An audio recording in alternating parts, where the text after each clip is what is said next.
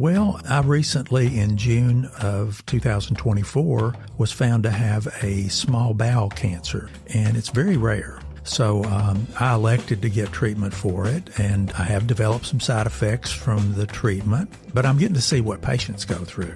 And I think that's very important because, I remember I give the same drugs to the patients that I got, and I talked about these side effects, but you don't know what a side effect's like until you go through it. But I look at that as a blessing, but it really helps me to be able to identify with the patient. Cancer is just something that we all have to recognize, acknowledge, cope with, live with, struggle with, rage upon, crush, and even thrive with. This show is more than knowing and fighting or beating cancer. It's more than just relaying science, hope, and technology. Together, our purpose is to demystify cancer, take away as much fear out of the diagnosis, treatment, and process as we can, defeat its grip on our lives. This is The Cancering Show. Welcome to another episode of The Cancering Show. Today, I'm excited to bring my friend and colleague, Dr. Thomas Butler, back to the show. You first heard from him in episode 3 on the topic of coping with a cancer diagnosis. Now, 65 episodes later, we'll hear more about his focus on supportive care for patients and, surprisingly, his own cancer diagnosis and journey. We are so happy to have him back. Dr. Butler, welcome to the show. Thank you. Glad to be here. I have been really looking forward to this episode. I think it's going to be so incredible for our patients to hear your perspective on both sides of the cancering aisle. First, we wanted to start with, what brought you to a career in cancer? Well, I grew up in kind of a poor, semi-poor, limited family, and we had a lot of brothers and sisters and blue-collar worker for a dad. And I'm saying that because we didn't go to a lot of doctors. We weren't able to afford to. And, I began working in a hospital and became really interested in patient care as a nursing assistant. And ultimately, I decided I wanted to be a doctor and actually wanted to be a small-town primary care doctor. But I became interested in science. Mm-hmm. And science led me to an interest in hematology and laboratory research. And ultimately, that usually is done in alignment with oncology. And I trained at UAB under a professor that was very intimate in his discussion with patients about their plan of care. Rounds were very long because he spent a lot of time with his patients, but was well liked in the community. Mm-hmm. So that's kind of the pathway that led me to oncology and hematology.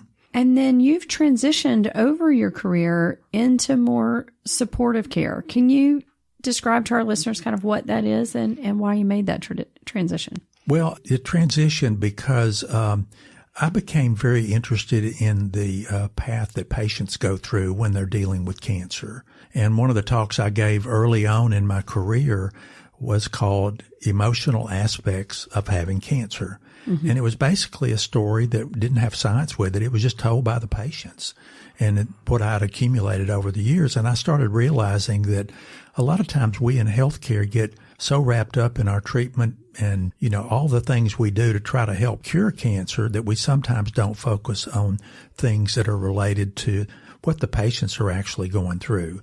So that's why I became interested in supportive care. And it also formulated out of a association with a group called MASC, the Multinational Association for Supportive Care in Cancer. And I've been an active member and actually in the leadership role there. And it's really interesting to hear how folks in other countries treat their patients. But the reason I mention MASC is it focuses not on cancer treatment, but on how do we treat the complications of cancer and its treatment, and in patients who are dealing with difficult situations. So I'm really enthusiastic about that. That's my passion now. So that's how that came about. Well, I so love the term supportive care. I think a lot of other cancer centers and other places use the term palliative care. And a lot of patients feel like palliative, certainly hospice, but even times when we're talking about palliative care can be a bad word or a dirty word.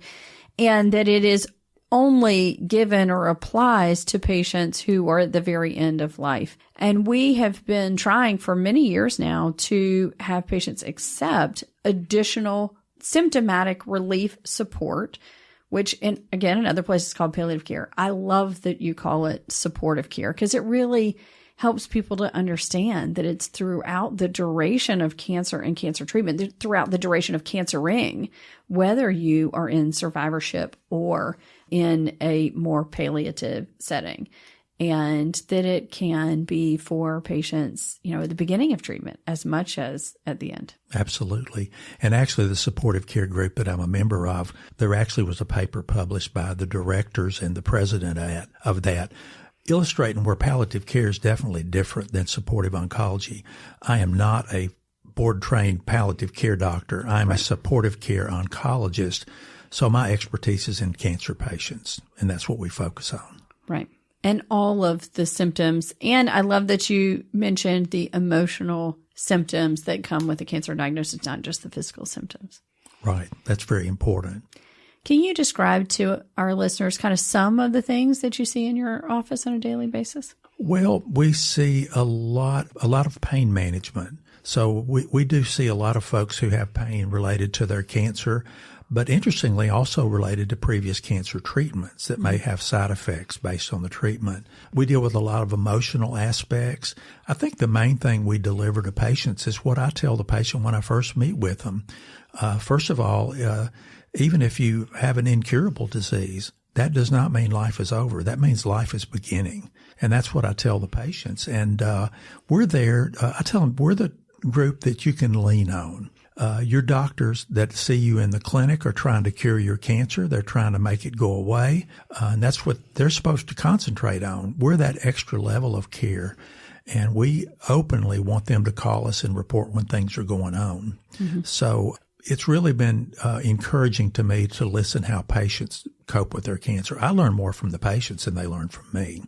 I love that. And, I think one of the things that I've learned from you over the years, different ways to treat what seems to be untreatable nausea, making sure to treat fatigue, not just to, allow patients to complain about fatigue, but to really know that there are treatments available for treatment-related fatigue. I think there's so many different aspects that patients think are just part of the deal that they don't have to suffer with. That's right. And we actually have a protocol to evaluate and treat fatigue. I'm on the fatigue subcommittee in this organization. And it's interesting. Fatigue has such a biological complexity to it that there needs to be a thorough evaluation and consideration of options. And so I really think that. Now, we aren't doing as much as we want to do. So we've got room to move, and we are wanting to do more research in that area. Excellent. Well, I wanted to transition. You've recently had some health issues and have found yourself, as we said at the beginning of the podcast, on the other side of this. Describe to our listeners what you've been going through. Well, I recently, in June the 2nd of 2024, was found to have a small bowel cancer, an adenocarcinoma is what it's called, and it's very rare. I have treated probably 3 patients with my disease in my 30 years. Wow. And the treatment is fairly much standard for colon cancer because it's such a rare disease. No one really knows evidence-based medicine that would allow treatment. So I elected to get treatment for it, and I have developed some side effects from the treatment, but I'm getting to see what patients go through. Mm-hmm. And I think that's very important because, I remember I give the same drugs to the patients that I got, and I talked about these side effects, but you don't know what a side effect's like until you go through it. Yeah. But I look at that as a blessing. I'm a strong believer in faith. I believe in God, and I think God lets things happen in our life that points us in whatever his mission for our lives are. And that's why I'm really grateful to be able to go through this. Now, fortunately, right now, my scans are negative and everything's normal. But it really helps me to be able to identify with the patient. Absolutely. And we'll ask the first question is, how has your experience as an oncologist changed your experience as a patient? I've learned that I need to listen to my doctor and not try to be a doctor. Part of the reasons I'm having some side effects is that I pushed the doctor, who's quite a bit younger than I am, to give more of a certain therapy than I think he wanted to. Wow. And so I have more side effects. And so basically he has told me to let him interpret everything for me. And I'm okay doing that. One of the ways I cope in a spiritual sense is I have to surrender that I don't have any control over this. There's a power much greater than me that's in control. And I need to just surrender to that. It's like the serenity prayers, my favorite prayers, accept the things you can't change, courage to change the things you can, which is usually me, right, not things, and the wisdom to know the difference comes from my relationship with God. Well, it does sound like your faith has played a really important role, not just in your diagnosis, but in your journey. And how do you see that playing into? We talk with patients a lot that survivorship is sometimes the hardest part for a patient, not just the time on treatment. Yeah. And, I think a lot of times, and that's why I talk about accepting things I can't change. And that's really difficult, at least through my working with patients. And, I believe in a day at a time process. I've been granted today, and I saw a really wonderful patient this morning that I really loved working with. And I think it's an honor that we're given as physicians and healthcare providers to be able to be so intimately involved with our patients. And I get so much joy out of that. That's why, I tell my wife and family, my kids and my grandchildren, that I do this. It's not a job. It's a mission. Yeah. And it's really important for me. And you asked how it affected my decision making. I actually have made decisions about my care. I work on quality of life issues. I think quality of life is important when you have cancer, and only the patient can define what quality of life means. And I've defined mine in one way is that I want to continue my career. So I do not want to do anything that's going to keep me from being able to work on our supportive care program. Okay. And I've told my doctors that. Right. But I'm going to listen to the pluses and minuses of that decision. And sometimes families don't agree with the decisions you make. Right. And so that's something we have to just work through. They would rather have you and focusing on yourself, I would assume. Yes, and I learned early in my residency, I actually volunteered to take care of the indigent patients at our center and work with the oncologist there. And I will never forget what he said about cancer treatment. He said, our goal is not to just provide care, but to provide comfortable care. And I have always told that to the residents, interns, and students because if you provide care and it causes discomfort and it's not improving your quality of life, what am I accomplishing by doing that? So, but you never know what you'll do when you're faced with it yourself. Absolutely. So some of this could change. And how does your experience as a patient inform your journey as an oncologist? I think, and hear this from a lot of patients, is that, when you find out you got cancer, you want to make the best of life. I mean, I hear that quite frequently. Sure. However, I look at what I've gone through. My family's been trying to get me to spend a little more time with grandchildren and my children. And it's interesting, when God let me go through this cancer problem, it actually has made my life happier because I'm able to see my family and enjoy watching the grandchildren and laughing at them. Yeah. And, be with my wife more. And, but I think, kind of appreciating each day, because even if you don't have cancer, you're not promised tomorrow. Right. And so, it's allowed me more appreciative of that too. But also it's allowed me to work with my patients. And even though I'm not here full time, I'm part time now, but I get to talk to my patients from Nashville more than I talk to them here because I can get on the phone with them if I'm having some spare time. And that's been nice. Well, I love that it is kind of both sides of that it gave you more purpose. I think it helped you to really see that you wanted to continue working and not do a full retirement, but how it brings you closer to your patients, that really understanding, being able, as you said, to understand the depth of their symptoms and the, need for comfort. Right. And also you and I both are involved in training future physicians. And I think for you to be able to share honestly with one of the medical students, for example, of how you deal with certain issues, I think it helps them grow as physicians. And I love the students and the residents and the fellows. It's just helpful. And the other thing, just going back to Mitchell Cancer Institute, the reason I came here is it's interdisciplinary. And I do not believe in non-interdisciplinary management of cancer. I believe it's a team. It's not just one doctor deciding. Right. And so we have tumor boards, and our supportive care is going to try to integrate more into that to, help discuss patients' care with other clinicians that may have an expertise you don't have. Exactly.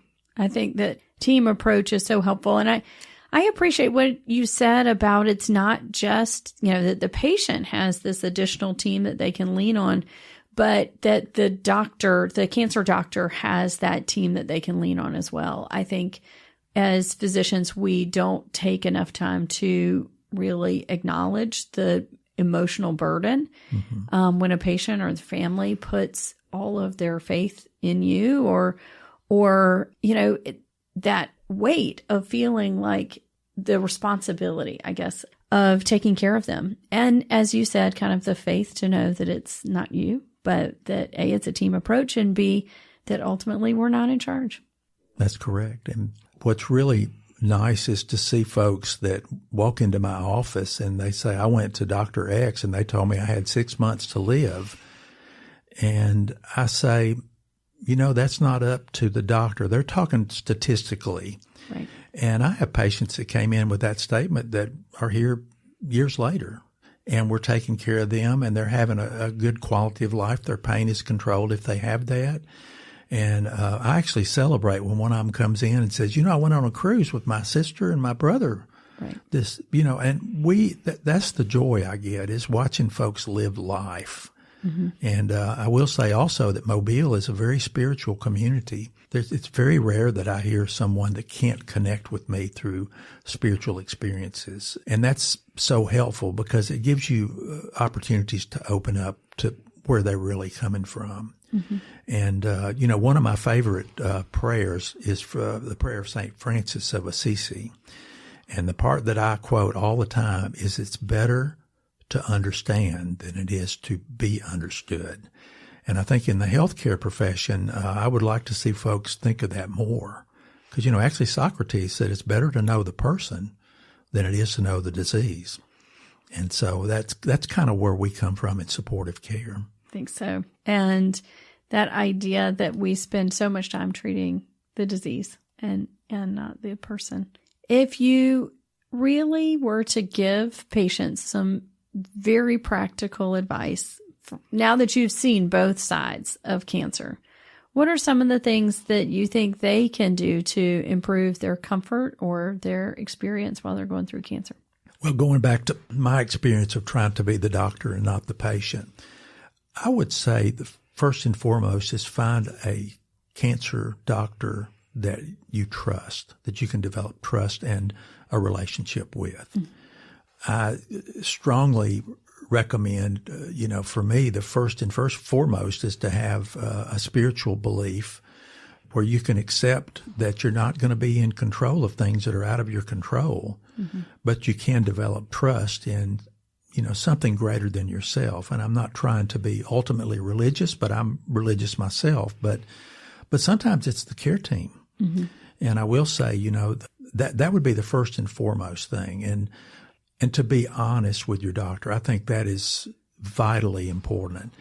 A lot of times folks would say, and in fact, that's why I pushed on with a treatment I probably shouldn't to, is that I was not honest with my doctor. I was having symptoms. But a lot of times you're not honest because you believe that what you tell the doctor may change your treatment in a negative way or change your access to things. And I do a lot of reading in this matter, and some folks actually are afraid if they tell their doctor they're hurting, that it means that the doctor will cut back on something or do something different. And I think that the main thing is trust and honesty. Absolutely. And we tell our patients in our clinic, this is a no judgment zone. There is nothing you're going to tell me that I'm going to change my opinion about you as a person. Right. Well, and I had this yesterday, a patient who was describing a symptom and that would usually require a decrease in dose. And she said, no, it's not new. I've had it for years. I don't think it's related to the treatment. And I was like, that's fine. And we can continue at this dose. But also, we believe that decreasing the dose would still be in the therapeutic range, but still we don't want to leave you with a permanent side effect. I said, are you sure that with this information, you wouldn't want me to decrease the dose? And she said, no, I promise it has not changed from years. So we did proceed, but I totally picture exactly what you're saying, that I think she was very concerned that even reporting something that might be a symptom could result in a subtherapeutic dose. And I just, we always want patients to know and believe that we would always make adjustments that would still be in the therapeutic range. We would never do something that would drop them to a subtherapeutic range. You can change medications if you feel like you need to do that, but not to give them something that you think is not going to work. Yes, I like the way you put that to the patient, too. I think that's very informative. Yeah. Okay. I think my doctor told me that, too. Anything else? Any special foods or comfort measures that you found particularly helpful?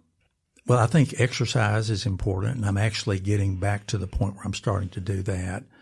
I think watching weight is important. I lost a lot of weight with my cancer, but I don't want to have it come back. Right. I have to say my wife played a big role in this, too. She always had a spoon at my mouth. And she is an excellent cook. And when I get to eat, she tries to cook healthy. And I think it's important, to develop, even though you've had cancer or even though you're old like me, you've still got, you need to take care of your body.